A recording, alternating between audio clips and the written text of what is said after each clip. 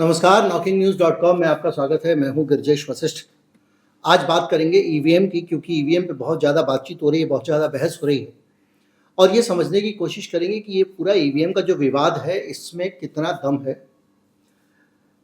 आज के वीडियो में हो सकता है कि कुछ लोग जो मानते हों कि ईवीएम के कारण ही गड़बड़ हुई है, वो थोड़ा निराश हों, और ये भी संभव है कि जो लोग ये मानते हैं कि ईवीएम सही टकाटक है, उनको भी थोड़ी तकलीफ हो। क्योंकि आज का वीडियो एकदम जानकारियों पर आधारित होने वाला है, बगैर किसी विचार के। हम ये वीडियो इसलिए बना रहे हैं कि खास तौर पे जो लोग ईवीएम का विरोध कर रहे हैं या ईवीएम का समर्थन कर रहे हैं, वो दोनों ही लोग इसकी पूरी 360 डिग्री व्यवस्था जान जाए, तो उनको ये तय करने में भी आसानी होगी कि ये गड़बड़ संभव है या नहीं है। कहीं मत जाइए, चैनल को सब्सक्राइब कर लीजिए। मैं अभी हाजिर होता हूँ।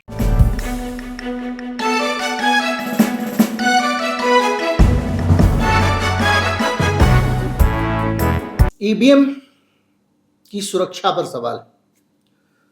तो जब तक हमें ईवीएम की सुरक्षा, मतलब इलेक्ट्रॉनिक सुरक्षा, उसके डेटा की सुरक्षा और उसकी फिजिकल सुरक्षा, दोनों के बारे में जानकारी नहीं होगी, हम कोई नतीजा निकाल नहीं सकते हैं।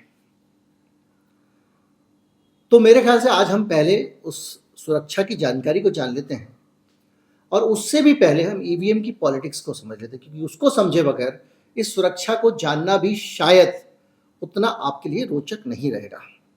ईवीएम कहाँ से आई, पूरे चिंतन में ईवीएम कहाँ से आई और ईवीएम पर विवाद कैसे खड़ा हुआ। 98 में ईवीएम आई थी, और जब ईवीएम आई प्रेम से चल रही थी। थोड़े बहुत उसको लेकर रिजर्वेशंस थे अलग अलग पार्टियों के, उन्होंने कुछ डाटा की सुरक्षा को सवाल उठाए थे, मामला कोर्ट पे गया था, उसके बाद में उस सुरक्षा के इंतजाम करने की बातें हो रही थी, वो सब चल रहा था। लेकिन बवाल खड़ा हुआ जब इस देश के, ये मेरे विचार हैं, इस देश का सबसे बड़ा एक संगठन है जो कॉन्स्पिरेसी थ्योरिस्ट है, और यह संगठन हर चीज के अंदर एक कॉन्स्पिरेसी ढूंढ लेता है। जो कुछ भी धरती पर हो रहा है वो एक साजिश है, और सच वो है जो ये संगठन मानता है, ये संगठन आपको फैला रहा है। इसके देश भर में लाखों जगहों पर सुबह सुबह कार्यकर्ता इकट्ठे होते हैं, एक बैठक करते हैं। वीडियो सूचनात्मक ही रहने वाला है, लेकिन ये जानकारी जरूरी है इसलिए दे रहा हूँ। और जब वो वहाँ पर जाते हैं, खेलते कूदते हैं, बहुत सारी बातें करते हैं, 2-3 राष्ट्रभक्ति के गाना गाते हैं, ज्ञान वाले से, आनंद वाले से ज्ञान मांगते हैं, और उसके बाद फालतू बैठकर जो चकल्लस होती है उसमें इस तरह की जानकारियों का आदान प्रदान करते हैं, जो इस देश में बहुत सारे भ्रम खड़े हो गए हैं। तो इस इतिहास के सबसे बड़े कॉन्स्पिरेसी थ्योरिस्ट संगठन भारत के, उसने इस ईवीएम के अंदर एक शक ढूंढा। उसको लगा इसमें कुछ गड़बड़ जरूर होगी, वरना हम हार कैसे रहे। लाल कृष्ण आडवाणी, परमाणु स्वयंसेवक, 2009 में उन्होंने मुंह से बोल दिया ईवीएम में गड़बड़ है, हम इसलिए हार रहे हैं क्योंकि आपने इसके अंदर गड़बड़ की हुई है। और उन्होंने कहा कि चुनाव आयोग जो है वो सुरक्षा की गारंटी नहीं ले रहा है। ये बोले सुरक्षा की चुनाव आयोग गारंटी ले कि इसके अंदर कुछ भी गड़बड़ी है, हम जिम्मेदार हैं, इसलिए इसमें गड़बड़ है, और ऐसा चुनाव कराने से क्या फायदा जो किसी भी आधार पर ना हो। बीजेपी ने एक देशव्यापी प्रचार शुरू किया, और जैसा मैंने बताया कि सुबह जब शाखा होती है, शाखा समाप्त होने के बाद एक विकेर होता है, विकेर यानी पूरा खत्म हो गया, उसके बाद में लोग बैठ के गप मारते हैं, घर चले नहीं जाते सीधे। उस प्रोसेस में इस पर बात हुई, और इस विचार के बीच में एक राष्ट्रव्यापी अभियान शुरू किया गया, जिसमें आरएसएस के लोग, बीजेपी के लोग अलग अलग जगहों पर देश भर में ये प्रचार कर रहे थे कि ये झूठ है।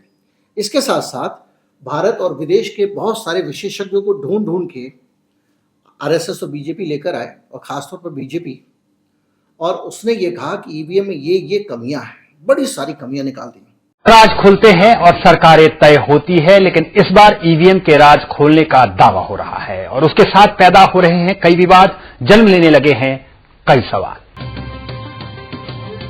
कल्पेश शर्मा की माने तो दिनों तक चलने वाली वोटों की गिनती को घंटों में समेटने वाली ईवीएम को मन मुताबिक नतीजों के मुताबिक ढालने के 1-2 नहीं, पूरे 5 तरीके हैं।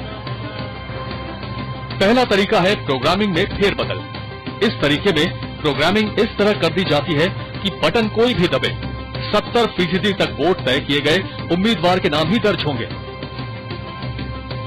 वायरलेस ट्रांसमीटर लगाकर सिस्टम में हेराफेरी। ईवीएम में वायरलेस ट्रांसमीटर लगाकर उसे इंटरनेट से जुड़े किसी कंप्यूटर की तरह हैक किया जा सकता है। एक्स्ट्रा सीरियल पोर्ट के जरिए हेराफेरी।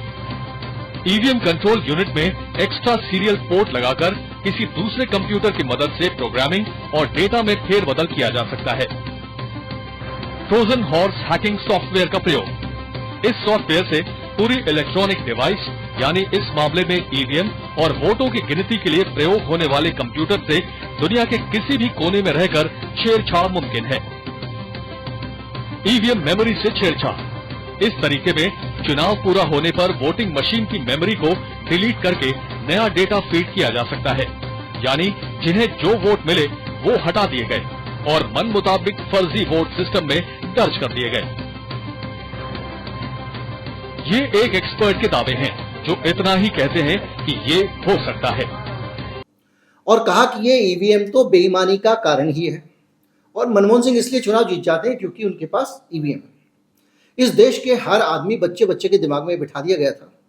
सोशल मीडिया उस वक्त नहीं था तो लोग ये काफ़ी हद तक जो लोग आडवाणी साहब को पसंद करते थे वो इसको मानने लगे। सुब्रमण्यम स्वामी की अध्यक्षता में कमेटी बना दी गई। उस कमेटी में विद्वान इकट्ठे हुए। विद्वानों ने भी घोषित कर दिया कि इस ईवीएम में पता ही नहीं चलता क्या हो रहा है, सब गड़बड़ है। इसके साथ साथ एक किताब भी लिखी गई। जीवीएल नरसिंह राव सेफोलॉजिस्ट थे, बीजेपी के कुछ सेफोलॉजिस्ट फिक्स हैं, सब पार्टी के होते हैं। जब बीपी सिंह थे तो बहुत सारे दिखा करते थे, आपको याद होगा योगेंद्र यादव। तो ये जो थे ये जीवीएल नरसिंह राव एक बाकायदा सेफोलॉजिस्ट थे, चुनावों का विश्लेषण करते थे, एग्जिट पोल करते थे। इन्होंने एक किताब लिखी। इन्होंने लिखा democracy at risk, can we trust our electronic voting machine, यानी लोकतंत्र खतरे में है और क्या हम वोटिंग मशीन पर भरोसा कर सकते हैं। बाद में वो बीजेपी में शामिल हो गए, बीजेपी के नेता हैं।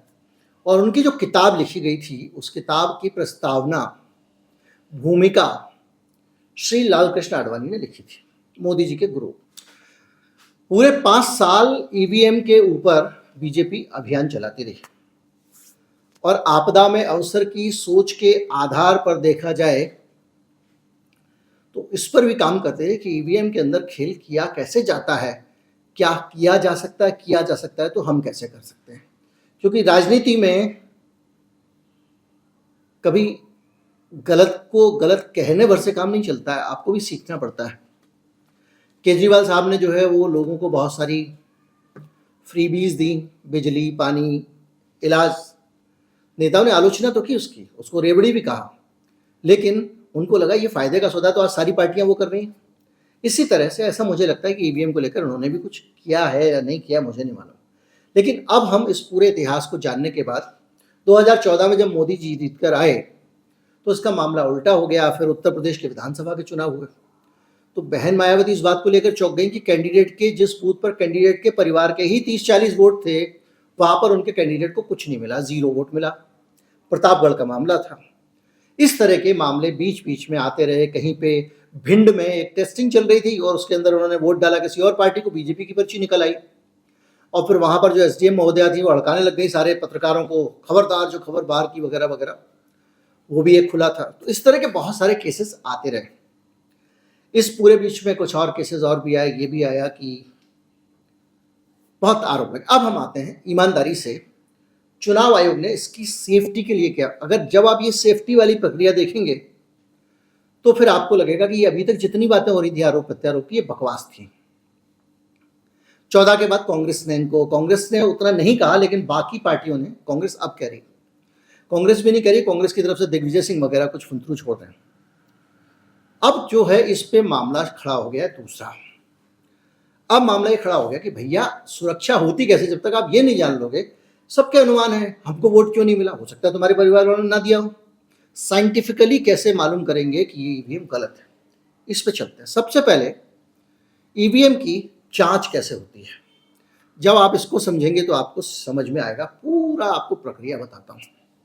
एक होता है FLC, फर्स्ट लेवल चेकिंग, चुनाव आयोग के अधिकारी, कम से कम एसडीएम लेवल का अधिकारी वहां पर मौजूद रहता है और उस मौजूदगी में जो कंपनियां ईवीएम बनाती हैं उन कंपनियों के लोग, पॉलिटिकल पार्टीज के रिप्रेजेंटेटिव, ये सारे लोग आते हैं और ईवीएम को चलाकर वहां पर देखा जाता है। जिस ईवीएम में खराबी निकलती है, थोड़ा बहुत पेज वेज टाइट करने वाला तो वहीं के वहीं कर दिया, लेकिन अगर सॉफ्टवेयर वगैरह की कोई दिक्कत है तो फिर उसको वापस भेज दिया जाता है।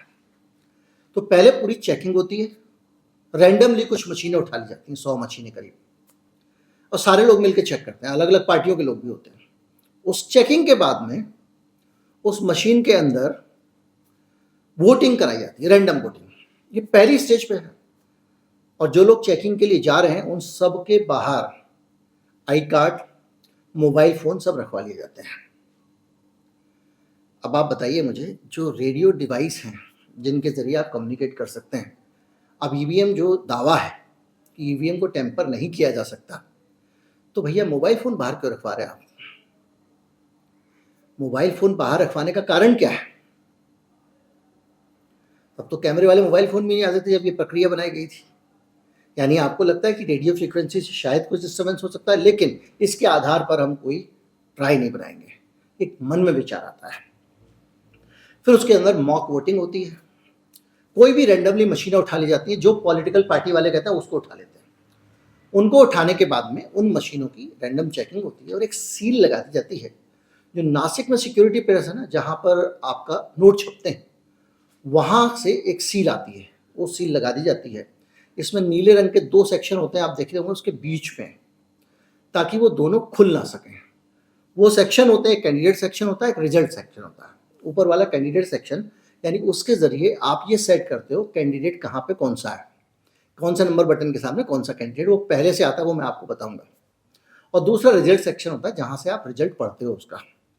सब चेकिंग वेकिंग करके सील कर दिया जाता है। सील करके डब्बे में डाल के, संदूक में डाल के 2 तरह की छाट ली जाती है। एक मशीनें जो होती हैं जो वोटिंग करानी है, एक जो ट्रेनिंग के लिए है।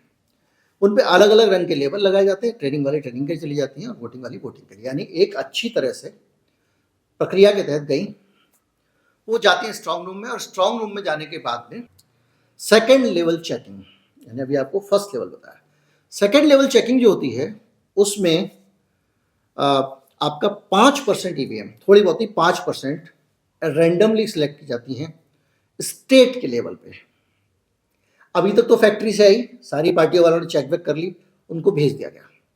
भेजने के बाद में, भेजने की प्रक्रिया में भी एक चीज होती है जिसको कहते हैं रैंडमाइजेशन। रैंडमाइजेशन को ध्यान से सुनिएगा, आगे जब मैं बताऊंगा तो आपको इससे समझने में मदद मिलेगी। रैंडमाइजेशन में मशीन को अटैच किया जाता है कंप्यूटर से, और कंप्यूटर अचानक रैंडम उसको बताता है मशीन को कि इस मशीन को किस राज्य में और किस बूथ पे भेजनी है, समझिए। और उसके बाद में उन मशीनों को पैक करके रैंडमाइजेशन होता है। रैंडमाइजेशन होने के बाद में 5% मशीनें, उनको स्टेट लेवल पर फिर टेस्टिंग होती है, उनका डिटेल्ड एग्जामिनेशन होता है, फिर वो इंजीनियर आते हैं, फिर वही सारी की सारी चीज़ें होती हैं, और जो कंपोनेंट हैं ईवीएम के उनको देखा जाता है कि वो उनका इंटीग्रेशन, मतलब जो जिसमें लगा था वही है, कुछ पार्ट बदल तो नहीं गया, बटन तो नहीं बदल दिए। मैं बता रहा हूँ आपको, ये सारी सुरक्षा समझते जाइए, जिसके आधार पर आपको लगेगा, जिसके आधार पर चुनाव आयोग कहता है कि ईवीएम एकदम सेफ है। और ये होने के बाद में हर ईवीएम के कंपोनेंट चेक करने के बाद में दोबारा से उनको पैक कर दिया जाता है, और इस बार किया जाता है रैंडमाइजेशन। सील दोबारा किया जाता है, फिर सब लोगों के, कंपनी के वालों के साइन, चुनाव अधिकारियों के और पार्टी वालों के साइन फिर से होते हैं, उनको भेज दिया जाता है। और उसके बाद उसको स्ट्रिक्ट सिक्योरिटी के बीच में, जिसमें जीपीएस होता है, सीसीटीवी होता है, उसके जरिए भेजा जाता है।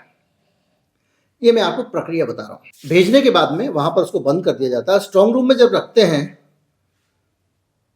तो वहां पर भी सीसीटीवी की निगरानी वगैरह वगैरह, और जो जिस स्ट्रांग रूम में रखा जाएगा उसका ताला जो होता है, उस ताले में भी सील वील सब लगी होती है। और कैंडिडेट्स की तरफ से, कैंडिडेट नहीं, माफ कीजिए, पॉलिटिकल पार्टीज की तरफ से रिप्रेजेंटेटिव्स भी अपनी सेपरेट सील लगा सकते हैं। ये उनको अधिकार है। मान लीजिए आप कहीं पे रखी है, आम आदमी पार्टी वाले ने कहा कि नहीं मुझे भरोसा नहीं है, तो वो भी सील लगा सकते हैं। याद कीजिए पंजाब में आम आदमी पार्टी वाले दिल्ली में सैकड़ों की भीड़ लगा के सो जा रहे थे वहाँ पे जाके काउंटिंग सेंटर के बाहर की, रात को गड़बड़ी हो सकती है। अरे भाई तुम्हारे हाथ की सील लगी हुई है, तो सील लगा दी जाती है। और कई सारी सिक्योरिटी लेयर्स इसमें होती हैं। सील सिग्नेचर होते हैं, उसके बाद में पोलिंग डे पे ये सील, ये फिर से इसकी सील चेक की जाती है और ये पोलिंग स्टेशन पे पहुंचती है। पोलिंग स्टेशन पे जाने के बाद में पोलिंग एजेंट के साथ टाइम पे इसको दोबारा से चेक कराया जाता है रैंडमली, पोलिंग से पहले मॉक पोल करा के कि भाई सही काम कर रही है कि नहीं कर रही है।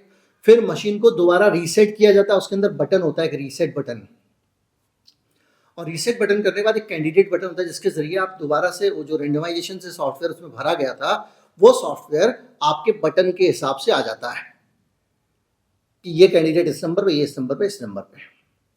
तो एक सॉफ्टवेयर रेंडमाइजेशन पे इसके अंदर डाला गया था और वो सॉफ्टवेयर यहाँ पर जैसे ही ये कैंडिडेट असाइन करते हैं तो वहाँ पे लग जाता है। अगर पहले का डाटा बचा हुआ है तो एरर आएगा तो उनको रीसेट करना पड़ेगा, तभी मशीन चालू होगी। अब आपको सब कुछ क्लियर है। इसके बाद में ये मशीन जो है फिर मॉक पोल होता है। मॉक पोल सारा होने के बाद में फिर इसकी वोट पढ़ते हैं। इस पर वोट पढ़ने में आप जानते हैं कि एक यूनिट होती है और एक यूनिट पोलिंग यूनिट होती है जो ईवीएम वाली, जिसपे लोग वोट डालते हैं, और ईवीएम का दूसरा हिस्सा होता है जो वहाँ अधिकारी बैठ के वोट डलवा रहा है उसके पास में। एक बार वो अधिकारी बटन दबाएगा तभी एक वोट डल पाएगा, और उसमें भी एक अंतर चाहिए, क्विक भी नहीं कर सकते आप, यानी ये भी गुंजाइश नहीं। और ये वोट डलने से पहले इस मशीन के अंदर के भी जो डिपार्टमेंट है, जैसे मैंने बताया कैंडिडेट बटन, जैसे रिजल्ट बटन, इस सबको भी नए सिरे से सील किया जाता है। और रेंडमाइजेशन के बेसिस पे जो पहले वहां से मशीन निकली थी वहां से भी वो मशीन कहाँ जानी है, मशीन का नंबर और उस बूथ का नंबर भी वहीं लिखा जाता है, और लिख के वहीं पे पार्टी वालों को एक रजिस्टर में लिख के उसके नंबर, उसका फोटो कॉपी दी जाती है और उनको बताया जाता है कि भैया ये मशीन इस नंबर पे गई है, आप चाहो तो वेरीफाई कर सकते हो। यानी कोई दूसरी मशीन वहां पे अगर आ जाएगी उस नंबर की, दूसरे नंबर की, तो पकड़ा जा सकता है। और मशीन का नंबर ही नहीं, जो सील लगाई गई है नासिक सिक्योरिटी प्रेस की, उस सील का नंबर भी देख के बोर हो रहे होंगे, लेकिन रुके रहिएगा, बहुत काम की जानकारी देने वाला हूं आपको आगे आगे। उस मशीन को मिलाया जाता है, यानी इतनी सारी जानकारी दी जाती है। और ये जानकारियां होने के बाद में सील जो है वो होने के बाद में उस मशीन को सील कर दिया जाता है अच्छी तरह से।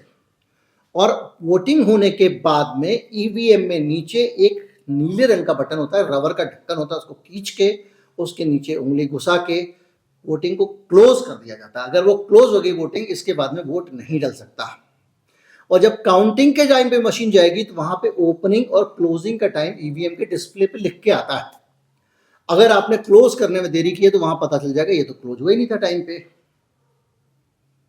तो उस पर भी सवाल उठ सकते हैं। और वो जो हो रहा है वहां पे एक काउंटिंग एजेंट मौजूद रहता है हर पार्टी का। अब आप जो है पूरी तरह से इस पूरी जानकारी के जानने के बाद अच्छी तरह से समझ गए होंगे कि इस मशीन को कहाँ जाना है, कहाँ नहीं जाना है। ये ईसीआई अचानक कंप्यूटर के जरिए तय करता है, वहां कोई अधिकारी भी फैसला नहीं लेता कि कौन सी मशीन कहाँ जाएगी, इसलिए गुंजाइश जीरो। उस मशीन को सील किया जाता है। सील डुप्लीकेट बन नहीं सकती क्योंकि नोट प्रेस से बन के आ रही है, और डुप्लीकेट बन भी जाए तो उस पर पार्टियों के दस्तखत हैं, सभी पार्टियों के रिप्रेजेंटेटिव के, अधिकारियों के दस्तखत हैं। दूसरी चीज, तीसरी चीज, मशीन को बार बार रीसेट किया जा रहा है और रैंडम पोल हो रहा है, यानी बार बार उसके ऊपर मतदान करा के जांच की जा रही है। इसके अलावा बार बार उसकी चेकिंग की जा रही है। हर तरफ से आप देख रहे हैं तो 5-6 दफा बढ़िया जहां रखी जा रही है वहां पे भी सील लगा रहे हैं, सब कुछ हो रहा है।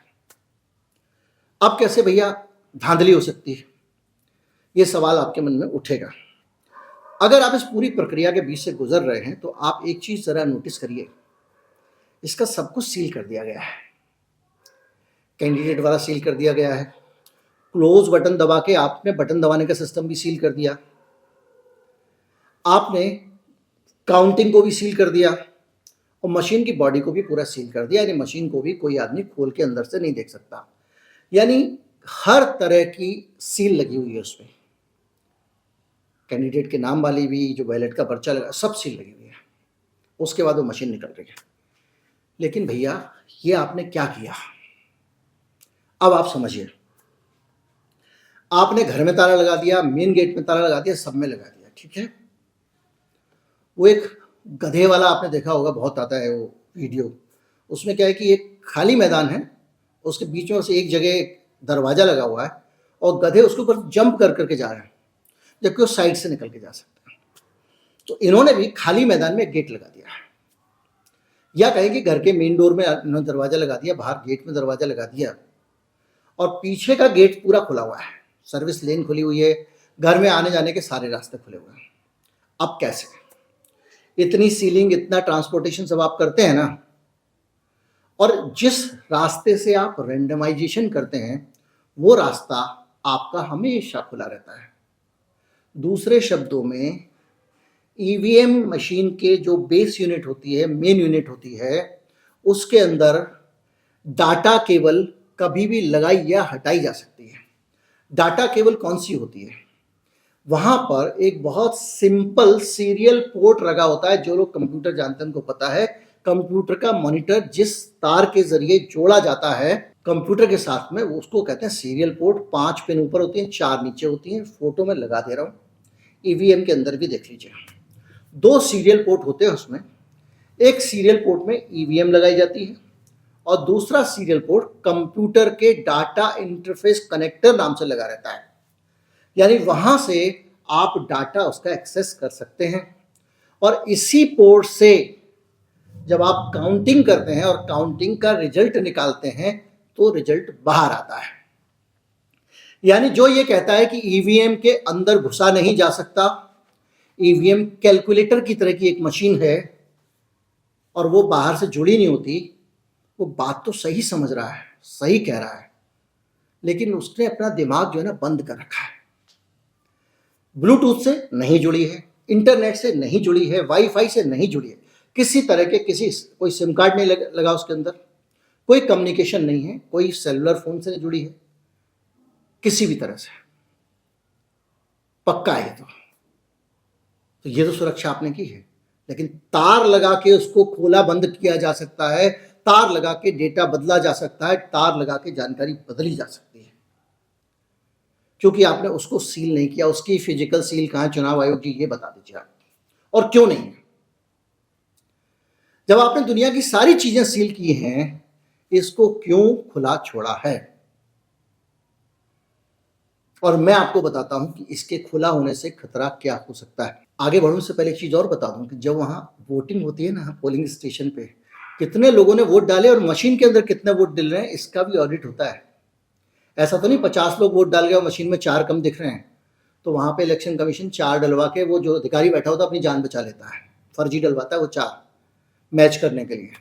इसके बावजूद पिछले साल प्रशांत भूषण ने एक आरटीआई के आधार पर याचिका डाली थी कि जो काउंटिंग के रिजल्ट आए हैं और जो पोलिंग हुई है, उन दोनों के डाटा में बड़ा मिसमैच था। इसके आधार पर भी आप सवाल खड़े कर सकते हैं। लेकिन अब आते हैं वापस पोर्ट पे। तो जो आपका सीरियल पोर्ट है, उसके जरिए आप ईवीएम के अंदर डाटा डाल सकते हैं, निकाल सकते हैं। अब ये काम कैसे होगा?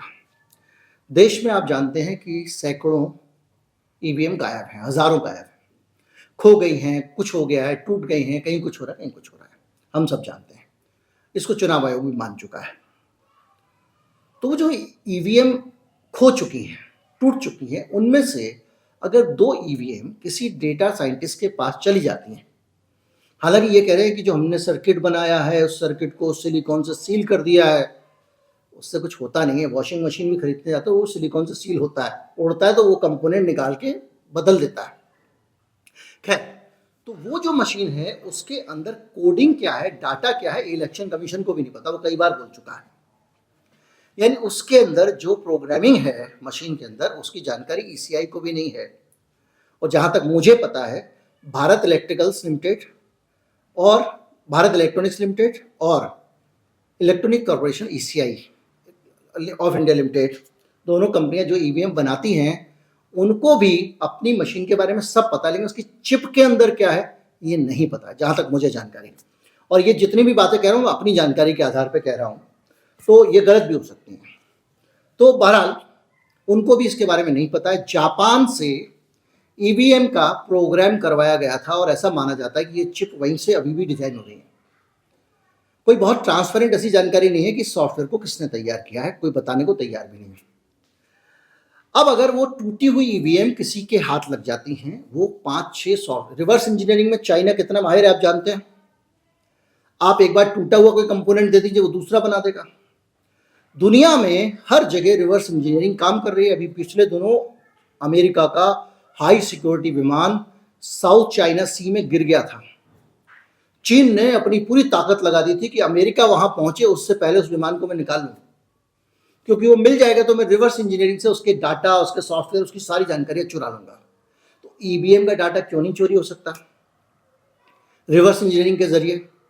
और कुछ हैकर अगर हैं दुनिया के, आपकी 98 की टेक्नोलॉजी है सर, आप कोई बहुत एडवांस टेक्नोलॉजी लेके नहीं घूम रहे हैं जितना आप इतरा रहे हैं।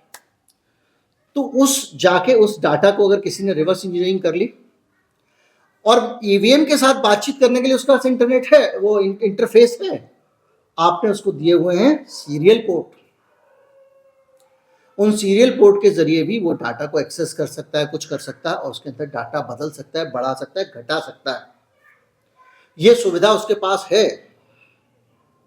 और अगर ऐसी सुविधा है तो उसमें यह भी संभव है कि जितने वोट पड़े थे उतने वोट ही दिखाई देंगे, जो टाइम कोड था वो भी वही दिखाई देगा, और डाटा की आत्मा बदल जाएगी, क्योंकि उसका मेमोरी मॉड्यूल ही तो बदल रहा है। जो सॉफ्टवेयर के जानकार हैं और हार्डवेयर के जानकार हैं उस चीज को समझ रहे होंगे। तो आप उसको इस सीरियल पोर्ट के जरिए एक्सेस कर सकते हो, और ये सीरियल पोर्ट इस पूरी प्रोसेस के बीच में खुला छोड़ा जाता है। ढक्कन सा खोलो आप और उसके अंदर एक्सेसिबल है। वहीं ईवीएम को ऑन ऑफ करने का स्विच लगा हुआ है। एक तरफ फीमेल सीरियल पोर्ट है, एक तरफ मेल सीरियल पोर्ट है। फीमेल साइड में ईवीएम जोड़ी जाती है, मेल साइड में कंप्यूटर जोड़ा जाता है, और कंप्यूटर से उसके डाटा का रैंडमाइजेशन और दूसरी चीजें होती हैं। ये भी खुद चुनाव आयोग कह रहा है ना रोचक बात। तो अब आप ये सोचिए कि आज के दौर में जब high security Google account, Facebook के अकाउंट, बैंक अकाउंट्स, इतनी बड़ी बड़ी चीजें हैक की जा रही हैं, बहुत सारे लेयर की सिक्योरिटी के बावजूद, थर्ड पार्टी ऑथेंटिकेशन के बावजूद, तो भैया एक मशीन जिसके अंदर कोई कोडिंग वोडिंग जो भी है वो लगा के तार क्या उसको एक्सेस नहीं कर सकता। मैं बहुत स्पेसिफिक जानकारी तो नहीं दे सकता, मैं ये बता सकता हूँ कि इसकी संभावना है। अब आ जाइए आप हैकाथॉन पे, लोग कहेंगे तो हैकाथॉन तो होता है, अगर इतना ही आसान है तो जाके हैक करके दिखा दो ना। इलेक्शन कमीशन ने चुनौती तो दी थी, ये उत्तर है इसका। तो इलेक्शन कमीशन जब हैकाथॉन करता है तो आपके सामने ईवीएम रख देता है, हैक करके दिखा दो। जिस मशीन को आप खोल नहीं सकते, जिस मशीन को आप कनेक्ट नहीं कर सकते, हैक कैसे करेंगे। और मान लीजिए मेरे पास में डेटा है, मैंने उस ईवीएम का डेटा चुरा लिया है मान लीजिए, और मैं बहुत बड़ा देशभक्त आदमी हूं, मैं किसी पार्टी को, बीजेपी को बेचता नहीं, कांग्रेस को बेचता नहीं उस डाटा को, मैं देशभक्ति के लिए इलेक्शन कमीशन को देना चाहता हूं। और मैंने अपना लैपटॉप लगा के उसमें ईवीएम में चेक किया और कहा कि देखो जी मैंने हैक करके दिखा दिया। तो सबसे पहला काम क्या होगा, ईवीएम की कोडिंग तुम्हारे पास कहां से आई। भाई साहब पार्किंग में नहीं जा पाओगे, इससे पहले पुलिस अपनी गाड़ी में बिठा के ले जाएगी और आपको बढ़िया से नेशनल सिक्योरिटी एक्ट में डाल दिया जाएगा। इस देश में ईवीएम की हैकिंग का डेमो, मैं उस प्रोटोटाइप को सही नहीं मानता हूं जो आम आदमी पार्टी ने बनाया था। मुझे नहीं लगता कि उसके जरिए इतनी हैकिंग हो सकती है। जो वो कह रहे हैं वो अलग कहानी है उनकी, वो उनका विचार है, मेरा नहीं है।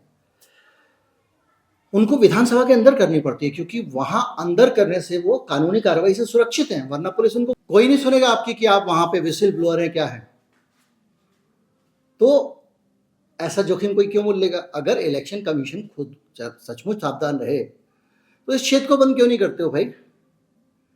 आप बटन से कोई ना खेल सके, आपने सील कर दिया। जो बटन आपने दिए हुए हैं काउंटिंग वाले, रीसेट करने वाले, उनको तो आपने सील कर दिया।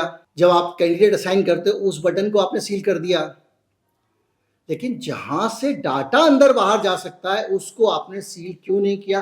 किसी भी स्टेज पर सील क्यों नहीं किया उसको, शुरू के से लेकर आखिर तक। तो एक संभावना या आशंका कहें ये बनती है कि उसका इस्तेमाल करके अगर किसी ने ईवीएम का कोड हासिल कर लिया है तो वो धांधली कर सकता है। लेकिन मैं आपको बताऊं, मुझे ये भी एक तरह का हम अनुमान लगा रहे हैं, हम पता लगा रहे हैं कि क्या संभव है। इस दृष्टि से ऐसे हो रही है नहीं हो रही है, ये इसके आधार पर मैं नहीं बता सकता, मैं टेक्निकल बात बता रहा हूँ। ये आप लगा सकते हैं कि भैया सब ओपिनियन पोल में कुछ और बोल रहे हैं और अंदर कुछ और डाल के आ रहे हैं, एग्जिट पोल में कुछ और बोल रहे हैं, अंदर कुछ और डाल के आ रहे हैं। पार्टी के खुद के नेताओं को समझ में नहीं आ रहा है कि भैया ये हो क्या गया, मैं कैसे जीत गया। उस पर मैं नहीं जा रहा हूँ, वो अलग पॉलिटिकल बहस है। लेकिन हम एक ठोस टेक्निकल चीज को समझने की कोशिश कर रहे हैं। उन तर्कों पे हम बहुत सारे हो सकते हैं, लेकिन उससे कोई रास्ता नहीं निकलता। बीजेपी चिल्ला तो रही थी 9 से लेकर 14 तक, कहाँ रास्ता निकला। उनका नंबर आया वो बदल गए, फिर दूसरों का नंबर आया, क्योंकि एक कॉन्स्पिरेसी बो दी गई है। जैसे एक कॉन्स्पिरेसी नहीं बो दी गई है कि भारत आज़ादी नहीं हुआ है जी, 99 ईयर्स की लीज पे है भारत। महारानी अभी मरी थी, सारे गुलाम देशों में शोक मना था, भारत में मना था क्या? खैर वो अलग बातें हैं। तो ये जो कॉन्स्पिरेसी है ईवीएम वाली, इसके पक्ष में उस वक्त बीजेपी ने बड़े और भी काम किए थे। मिसिसिपी यूनिवर्सिटी है अमेरिका में, वहाँ के कुछ प्रोफेसरों ने, अब आप सोचिए कैसे गेम होता है। लोग कहते हैं विदेशों से बयान आ रहा है, हिंडनबर्ग रिपोर्ट आ रही है। ये भी रिपोर्ट विदेशों से ही आई थी, भारत के चुनाव पर सवाल उठाया गया था। बीजेपी ने इसको बहुत उछाला था। मिसिसिपी यूनिवर्सिटी कह रही है कि मशीन के अंदर कुछ छेड़छाड़ नहीं हो सकती, माना डिस्प्ले में तो हो सकती है।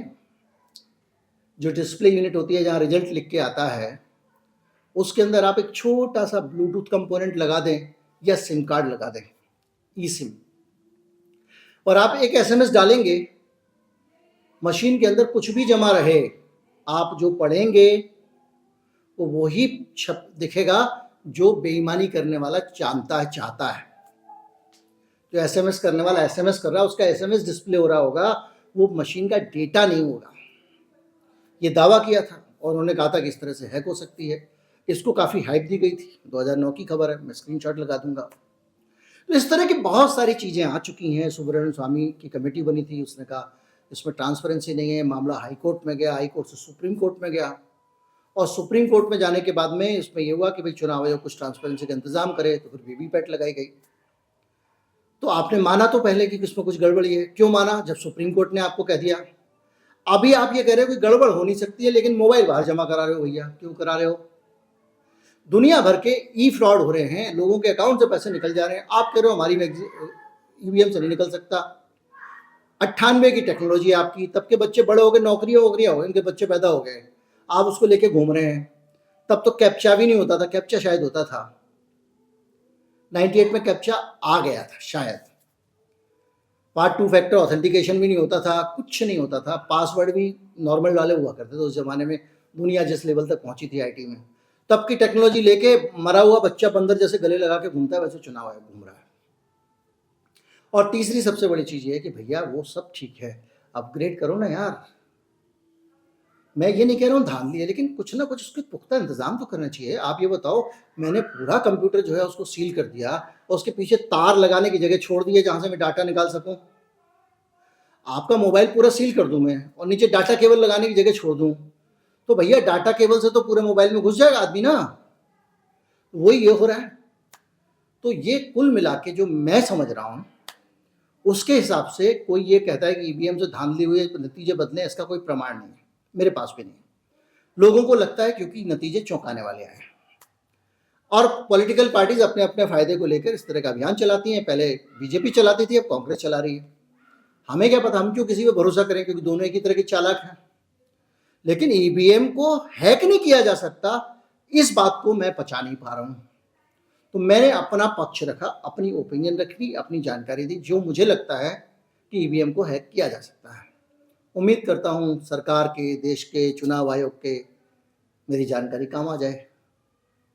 अगर आपको लगता है कि ये जानकारी लोगों तक पहुंचनी चाहिए तो ज़्यादा से ज़्यादा लोगों तक पहुंचाएं। चैनल को सब्सक्राइब कर लें। नमस्कार।